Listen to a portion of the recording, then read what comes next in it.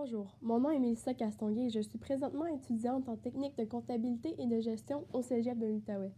J'ai eu la chance de faire mon stage de 5 semaines au Fermont, le Château Montebello. Je n'avais pas de titre de poste précis puisque j'ai touché à plusieurs fonctions lors de mon stage. Cependant, je pourrais comparer mes tâches à celles d'une adjointe administrative ou encore à une technicienne en ressources humaines.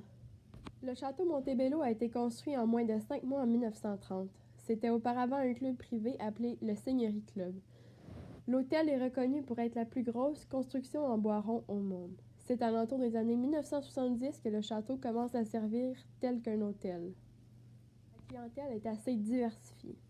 Par exemple, pendant l'été, la clientèle est surtout familiale, alors qu'en automne, ce sont surtout les gens d'affaires qui viennent visiter le château. Il y a aussi de nombreux tours, c'est-à-dire des gens de partout dans le monde qui viennent visiter le château. L'hôtel reçoit aussi plusieurs mariages, c'est-à-dire entre 50 et 60 par année. La principale mission des employés est de rendre le simple moment un souvenir inoubliable pour les clients. C'est de faire des petites attentions, des gestes qui vont marquer les clients et aller au-delà de leurs attentes. La principale activité du Château Montebello est l'hôtellerie. L'hôtel regroupe plusieurs autres fonctions telles que la restauration, le golf, le spa, la marina, le centre sportif, etc. Au tout début de mon stage, je me suis fixé 4 différents objectifs. Le premier étant d'améliorer ma communication lors de travaux d'équipe. Le deuxième, c'est de proposer des idées pertinentes lors des réunions, c'est-à-dire au moins une idée par semaine. Mon troisième objectif est d'écrire les courriels à l'image de la compagnie, c'est-à-dire d'y inclure le logo de la compagnie, d'utiliser un français impeccable, etc. Finalement, mon dernier objectif est de déterminer le fonctionnement du système d'approvisionnement de l'organisation. Durant mon stage, j'ai passé 3 semaines aux ressources humaines et 2 semaines au service à la clientèle. J'ai aussi passé 2 journées avec le magasinier de l'hôtel. Lorsque je travaillais avec les gens des ressources humaines, j'ai fait plusieurs tâches tout aussi différentes les unes que les autres. Par exemple, j'ai créé des fichiers Excel, des documents Word, des affiches. J'ai aussi apporté différentes idées de publication pour le profil LinkedIn de l'entreprise.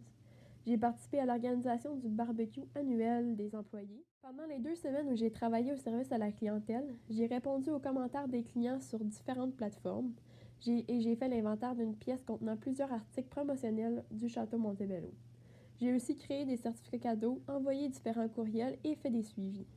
J'ai fait quelques tâches semblables à celles que je faisais aux ressources humaines, c'est-à-dire de créer des fichiers Excel et des documents Word et participer à plusieurs réunions et formations.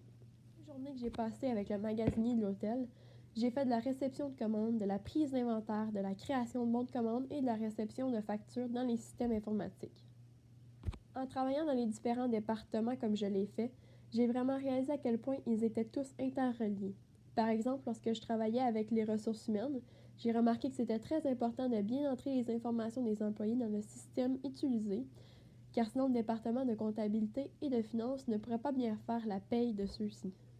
Il est très important que le département des opérations ait une bonne communication avec le département des ressources humaines afin de remplacer les employés en maladie, par exemple, ou encore pour engager de nouveaux employés. J'ai aussi remarqué en travaillant avec le service à la clientèle que le département de comptabilité et de finances doit être en constante communication avec les départements de marketing, de vente et de service à la clientèle. Car par exemple, si les revenus ne sont pas assez élevés, il faudra trouver un moyen d'attirer de nouveaux clients ou encore, si le nombre de gens qui répondent au sondage de satisfaction diminue, il faudra trouver un moyen de faire augmenter celui-ci, ce qui engendrera des coûts et du travail de la part du département de marketing. Une réussite dont je suis plutôt fière est la mise en place d'un nouveau dossier Excel avec lequel les techniciennes en ressources humaines travailleront beaucoup. C'est un fichier où est inscrit toutes les chambres et appartements de la résidence où les employés habitent. Il est classé selon le type de chambre et contient différentes pages, dont une pour les préposés aux chambres. Cette page contient une liste des chambres et avec l'aide des formules indique si la chambre doit être nettoyée ou si elle est propre. Afin d'accomplir cette tâche, j'ai pris plusieurs notes lorsque les instructions m'ont été données. J'ai fait des recherches sur Internet afin d'utiliser les meilleures formules possibles et, le plus important selon moi, je me suis mise dans la peau des utilisateurs afin de créer quelque chose de simple à utiliser mais tout de même très efficace. Une réussite dont je suis plutôt fière est la création d'affiches pour un tableau dans le corridor des employés. J'ai dû faire preuve de créativité afin de rendre les affiches attirantes à l'œil. De plus, Comme c'était des affiches avec les politiques de la compagnie, il était très important que je classe et résume l'information en quelques phrases afin que les gens aient envie de lire les affiches en passant dans le corridor.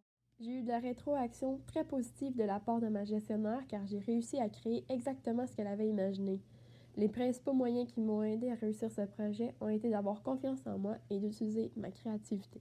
J'ai rencontré quelques défis lors de mon stage, le premier étant que je devais répondre aux commentaires des clients.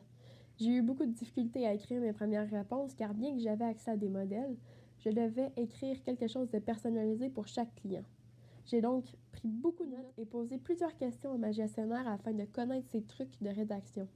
Je l'ai observé faire et je lui ai demandé des rétroactions avant d'envoyer mes premières réponses. Ainsi, après quelques essais, j'étais plus à l'aise de répondre par moi-même sans la consulter et j'étais plus rapide à la tâche. Le deuxième défi que j'ai rencontré lors de mon stage, c'était lorsque ma gestionnaire en ressources humaines m'a demandé de fournir des idées de publication pour le compte LinkedIn de l'entreprise. J'avais beau réfléchir et faire des recherches sur Internet ou sur d'autres comptes LinkedIn, je n'avais aucune idée à lui proposer. Comme je n'étais pas au courant de toutes les activités organisées par les autres départements, c'est en participant à des réunions que j'ai eu quelques idées. De plus, j'ai eu une attitude positive face à ce défi. J'ai donc partagé toutes les idées pertinentes qui me venaient en tête à ma gestionnaire. J'ai été très fière du résultat car elle a utilisé plusieurs de mes idées par la suite. Le cours qui m'a été le plus utile pendant mon stage est le cours de logiciels d'information. J'ai souvent utilisé les logiciels tels qu'Excel et Word pendant mon stage. Les différentes fonctions et formules que j'ai appris en complétant ce cours m'ont grandement aidé afin de créer de nouveaux documents et d'améliorer les fichiers déjà existants de la compagnie. Le cours de ressources humaines m'a aussi beaucoup aidé car il était plus facile pour moi de comprendre le processus de dotation de l'entreprise, c'est-à-dire le processus d'embauche. Ainsi, lorsque j'aidais ma gestionnaire en ressources humaines, elle n'avait pas besoin de tout m'expliquer en détail le processus car je comprenais rapidement chacune des étapes. Le cours de communication et service à la clientèle m'a aussi été très utile lors de mon stage car j'ai dû gérer des plaintes avec ma gestionnaire. Il était plus facile pour moi de comprendre le raisonnement derrière chaque réponse aux clients. De plus, j'avais déjà une bonne idée de comment me mettre dans la peau des clients grâce à ce cours et comment répondre de façon professionnelle. Les cours de français et d'anglais m'ont été indispensables lors de mon stage, car je devais régulièrement écrire des courriels, répondre à des clients, créer des documents et des affiches. Je ne pouvais pas me permettre de faire des fautes d'orthographe dans ces moments. Mon stage m'a permis de développer plusieurs compétences. La première compétence que j'ai développée est d'élaborer des stratégies. En effet, lorsque je travaillais au service à la clientèle, ma gestionnaire et moi avons dû établir plusieurs stratégies pour prévenir le mécontentement des clients face aux rénovations. Nous avons créé des affiches afin d'aider les clients à se repérer dans l'hôtel et pour les guider vers les sorties accessibles. Nous avons aussi établi différentes stratégies afin d'encourager les clients à répondre aux sondages en ligne. La compétence que j'ai développée lors de mon stage est de communiquer de façon professionnelle et d'établir des relations avec les clients. J'ai beaucoup appris en observant ma gestionnaire répondre à des plaintes des clients. Ainsi, j'étais en mesure de répondre moi aussi aux clients et de leur proposer des solutions. Il est très important d'utiliser les bons mots et les bonnes formulations pour gérer les plaintes, ce que j'ai développé lors des 5 semaines de stage. J'ai accompli la plupart des objectifs que je m'étais fixés au début du stage. Pour ce qui est de mon premier objectif d'améliorer ma communication lors des travaux d'équipe, je le considère partiellement réussi.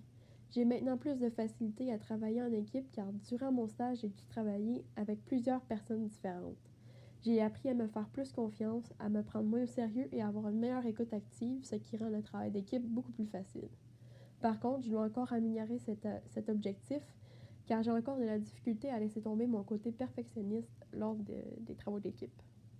Mon deuxième objectif, de proposer des idées pertinentes lors des réunions, a été entièrement réussi.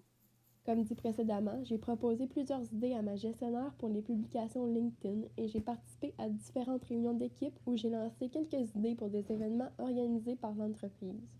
J'ai donc partagé plus qu'une idée par semaine à chaque semaine. Mon troisième objectif, c'est-à-dire d'écrire des courriels à l'image de la compagnie, a été entièrement complété. Lors de mon arrivée en ressources humaines, je me suis créé, avec l'aide de ma gestionnaire, une signature à l'image du château Montebello. De plus, avant d'envoyer les différents courriels, je me réalisais plusieurs fois et je choisissais des mots et des expressions dont j'étais certaine de l'orthographe. Je ne faisais donc pas de fautes de français ou d'anglais lorsque je répondais à des clients ou à des collègues. Mon dernier objectif, de déterminer le fonctionnement du système d'approvisionnement de l'organisation, je l'ai entièrement complété. En effet, j'ai pris beaucoup de notes afin de bien comprendre le fonctionnement et j'ai posé beaucoup de questions à mes gestionnaires. J'ai donc été en mesure de faire différentes tâches avec le système par moi-même, comme l'entrée de factures, la création de bons de commande, etc. J'ai adoré mon stage au château Montebello. L'équipe est tout simplement formidable et je me suis sentie inclus dès le premier jour. J'ai ressenti une grande confiance de la part de mes gestionnaires et j'ai eu beaucoup de liberté lors de mes travaux. Lorsque j'ai choisi mon stage, je l'ai choisi par rapport à l'endroit et non par rapport aux tâches. Bien sûr, les tâches m'intéressaient, mais n'étaient pas reliées directement à la comptabilité. Si c'était à refaire, je ferais exactement le même choix. Ça m'a permis d'expérimenter le domaine de l'hôtellerie et de voir complètement un autre milieu de travail que celui que j'avais déjà expérimenté auparavant. Le truc que j'ai découvert qui m'a le plus marqué, c'est à quel point il y a une possibilité d'avancement dans le domaine et à quel point les employés sont importants à l'entreprise. J'aurais aimé que le stage soit d'une durée d'une session et non que de 5 semaines. Je conseille ce stage à tous ceux qui souhaitent sortir de leur zone de confort, vivre une expérience en résidence et rencontrer des gens merveilleux et passionnés par leur travail.